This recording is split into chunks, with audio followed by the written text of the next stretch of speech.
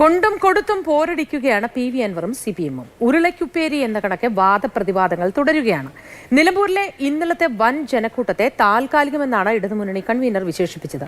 അൻവർ തീക്കൊള്ളികൊണ്ട് തലച്ചൊറിയുകയാണ് എന്ന് AK ബാലനും പ്രതികരിച്ചു. എന്നാൽ കൂടുതൽ മണ്ഡലങ്ങളിൽ പൊതുയോഗം പ്രഖ്യാപിച്ച് മുന്നോട്ട് നീങ്ങുകയാണ് PV അൻവർ. പൊതുയോഗം എന്ന് പറഞ്ഞ സമയത്ത് പലരും വന്നു കൂടും എന്നാണ് പറയുന്നത് കേൾക്കും. പ്രത്യേകിച്ച് CPM-നെതിരായിട്ട് സംസാരിക്കുമ്പോൾ പറയുന്നത് കേൾക്കാൻ ആളുകൾക്ക് താല്പര്യമുണ്ടാകും. അങ്ങനെ വന്ന് കൂടുന്നതായിട്ട് കണക്കാക്കിയാൽ മതി. അതിലൊരു പ്രത്യേകതയൊന്നും ഞങ്ങൾ കാണുന്നില്ല.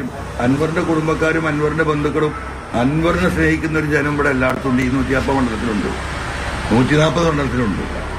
രാഷ്ട്രീയ കേരളം ഉറ്റുനോക്കിയ PV അൻവറിന്റെ ശക്തി പ്രകടനത്തെ CPM വിലക്കെടുക്കുന്നില്ല. ഒപ്പം തന്നെ കൂടുതൽ കടന്നാക്രമിക്കുകയുമാണ്.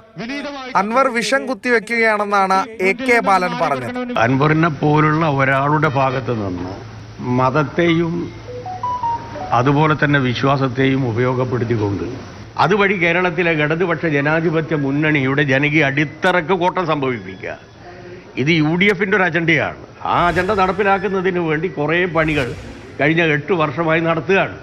CPM ഉയർത്തുന്ന ആരോപണങ്ങൾക്ക് ഓരോന്നായി അൻവറും മറുപടി നൽകുന്നുണ്ട്. എന്നെ കള്ളനാക്കാനാണ് മുഖ്യമന്ത്രി വന്നത്, അത് ഞാൻ സഹിക്കൂ.